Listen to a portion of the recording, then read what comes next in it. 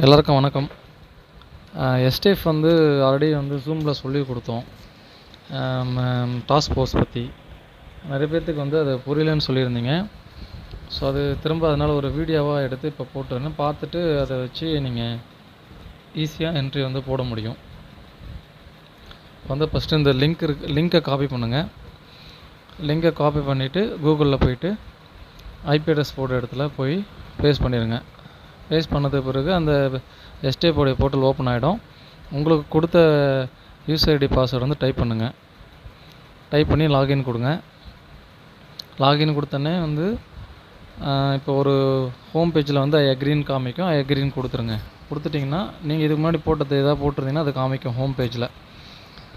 அந்த ஸ்கீம் என்ட்ரியா உண்டப்பா ஆன்கோயிங்கா அப்படின்றது காமிக்கும். இதை பார்த்துட்டு அப்புறம் நீங்கள் என்ட்ரி போடுறதுக்கு ஆட் என்ட்ரியில் போய்ட்டு உண்டப் கொடுத்துட்டிங்கன்னா உண்டப் அண்ட் ஆன்கோயிங்கை செலக்ட் பண்ணுங்கள். Report to SDF and closed select பண்ணுங்கள்.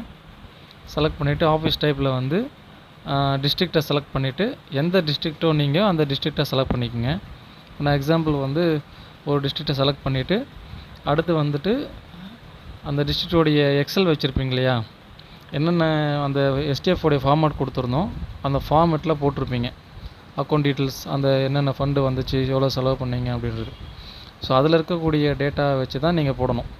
ஸோ எக்ஸலை ரெடி பண்ணிவிட்டு அந்த டிஸ்ட்ரிக்ட் செலக்ட் பண்ணிவிட்டு இப்போ இது எஸ்என்ஏன்றது நோன் தான் இருக்கணும். இது எஸ்என்ஏ அக்கௌண்ட் கிடையாது. அதனால் போட்டுட்டு அடுத்து என்ஹெச்எம் செலக்ட் பண்ணுங்கள். ஜியோ நம்பர் 412 கொடுத்துருக்கோம். 412 போட்டுக்குங்க. அடுத்து bank type banking account select பண்ண உடனே கீழே எல்லா ஆப்ஷனும் காமிக்கும். அதில் உங்களுடைய எந்த அக்கௌண்ட் போகிறீங்களோ அந்த அக்கௌண்ட்டுடைய ஐஎஃப்எஸ்சி கோடு காப்பி பண்ணி ஐஎஃப்எஸ்சி கோடு போடுங்க. போட்டுவிட்டிங்கன்னா அதுவே பேங்க்கு பிரான்ச்செல்லாம் வந்துடும். அடுத்தது அது சேவிங்ஸ் அக்கௌண்ட்டாக என்னன்றதை செக் பண்ணி சேவிங்ஸ் அக்கௌண்ட்டு அதோடைய அக்கௌண்ட் நம்பர், அதுக்கடுத்து அந்த அக்கௌண்ட் ஹோல்டர் நேம், பாஸ்புக்கில் என்ன நேம் இருக்கோ அதை அப்படியே காப்பி பண்ணி பேஸ்ட் பண்ணுங்கள். அக்கௌண்ட் ஸ்டேட்டஸ் க்ளோஸ்டுன்னு கொடுங்க.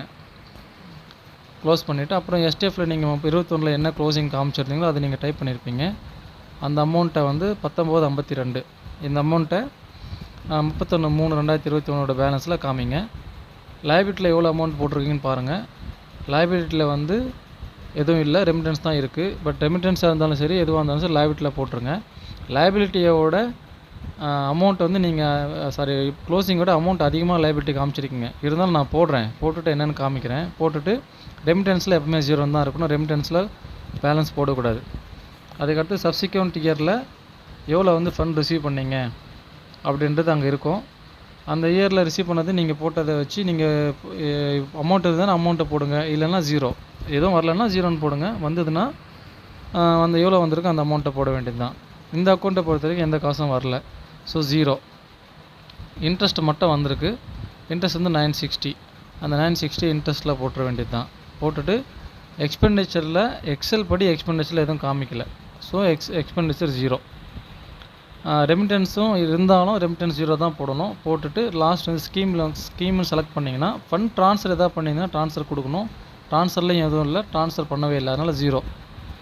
இங்கே ஃபார்முலா போடலை. ஃபார்முலா போடாதனால அந்த ஃபார்முலா தப்பாக இருக்குது. நான் இதை காமிக்கிறேன்.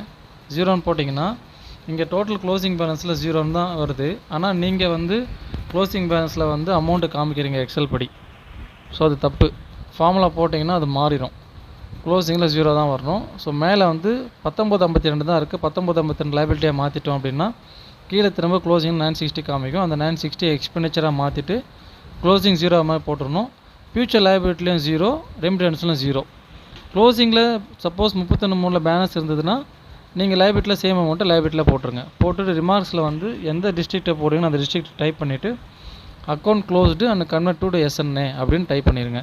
இந்த ரிமார்க்ஸ் டைப் பண்ணிவிட்டு காப்பி பண்ணி வச்சுக்கோங்க. சேம் ரிமார்க்ஸை ரிப்பீட்டடாக காப்பி பண்ணி பேஸ்ட் பண்ணுங்கள். ஒவ்வொரு டைம் டைப் பண்ணி ஸ்பெல்லிங் மிஸ்டேக் பண்ணாதீங்க. ஸோ பண்ணிவிட்டு சேவ் கொடுத்தீங்கன்னா சேவ் ஆகிடும். இவ்வளோ தான் ஒர்க்கு. முடிச்சுட்டு ரிப்போர்ட்ஸில் போய்ட்டு உண்டப் அண்ட் ஆன்கோயிங்கில் செக் பண்ணிங்க அப்படின்னா உண்டப், ஆன்கோயிங், ஆல் ஸ்கீம்ஸ் அப்படின்னு 3 ஆப்ஷன் காமிக்கும். இங்கே போடுறது எல்லாமே ஆன்கோயிங் ஸ்கீம் தான். ஆன்கோயிங்கை கிளிக் பண்ணிங்க அப்படின்னா ஆன்கோயிங் லோடிங் ஆகி ஆன்கோயிங்கில் மட்டும் நீங்கள் போட்டதெல்லாம் கீழே காமிக்கும். இப்போ லோடிங் ஆகிட்டுருக்கு. ஆன்கோயிங் செலக்ட் பண்ணிவிட்டு உங்களுடைய அக்கௌண்ட் டீட்டெயில் வந்தது பிறகு நீங்கள் எக்ஸலை கிளிக் பண்ணிங்க அப்படின்னா எக்ஸ்போர்ட் ஆகிடும்.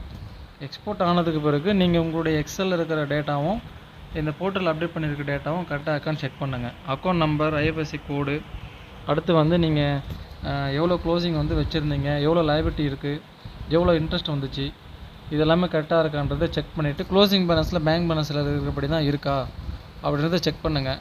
எக்ஸலில் ஃபார்முலா போட்டு யூஸ் பண்ணுங்கள். பேங்க்கில் இருக்கிற பேலன்ஸை ஃபார்முலாவில் போட்டு க்ளோசிங் வர மாதிரி பண்ணுங்கள். தேங்க்யூ.